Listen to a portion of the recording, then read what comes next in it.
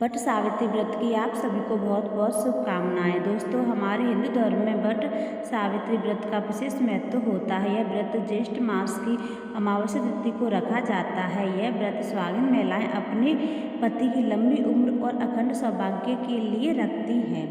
उत्तर भारत में अमावस्या के दिन, अन्य क्षेत्रों में ज्येष्ठ पूर्णिमा के दिन यह व्रत रखा जाता है। इस दिन बरगद के पेड़ की पूजा का विशेष महत्व होता है। बरगद का पेड़ अपनी विशाल और फैली हुई शाखाओं के कारण अमरता और दीर्घायु का प्रतीक माना जाता है। महिलाएं इस पवित्र वृक्ष की पूजा करके अपने पति की दीर्घायु की कामना करती हैं।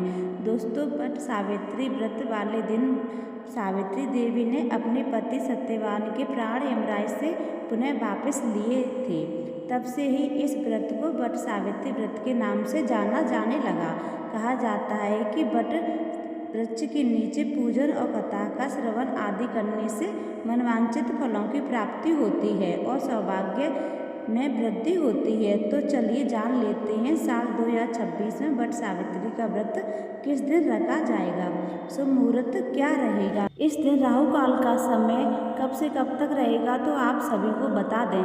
इस साल ज्येष्ठ मास की कृष्ण पक्ष की अमावस्या तिथि प्रारंभ 16 मई 2026 को सुबह 5:11 पर होगी। अमावस्या तिथि की समाप्ति 17 मई 2026 को रात्रि 1:30 पर हो जाएगी। तो उदया तिथि के अनुसार वट सावित्री का व्रत 16 मई 2026 दिन शनिवार को रखा जाएगा। इस दिन अभिजीत का समय होगा सुबह 11:50 से लेकर दोपहर 12:45 तक और गोधूली मुहूर्त होगा शाम 7:11 से लेकर शाम 7:27 तक। लेकिन राहु काल का समय सुबह 8:54 से लेकर सुबह 10:36 तक और राहु काल को बड़ा ही अशुभ समय माना जाता है। इस दौरान कोई भी शुभ या मांगलिक कार्य नहीं करना चाहिए और ना ही पूजा पाठ या उपाय करना चाहिए। और इस साल वट पूर्णिमा का व्रत 29 जून 2026 दिन सोमवार रहेगा। दोस्तों, इस दिन सुबह जल्दी उठकर स्नान आदि से निवृत्त होने के बाद में साफ और नए वस्त्र पहनकर 16 श्रृंगार करके व्रत का संकल्प लें और फिर पास के ही बरगद के पेड़ के पास जाकर या फिर अपने गमले में पेड़ की टहनी लगाकर पूजा करें।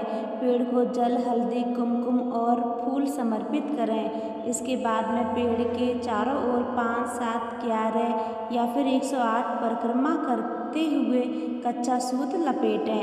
बरगद के पेड़ को पंखा दिखाएं और अब भोग में भीगा हुआ चना, फल, आम और खरबूजा, मिठाई और पूड़ियाँ अर्पित करें। इसके बाद सत्यवान सावित्री की व्रत कथा सुनें और अंत में आरती करें। पूजा के बाद में भीगे हुए चने और पानी का सेवन करके व्रत खोलें या व्रत का पारण करें और बड़ों और पति का आशीर्वाद लें। उम्मीद है आज की वीडियो जानकारी पसंद आई होगी।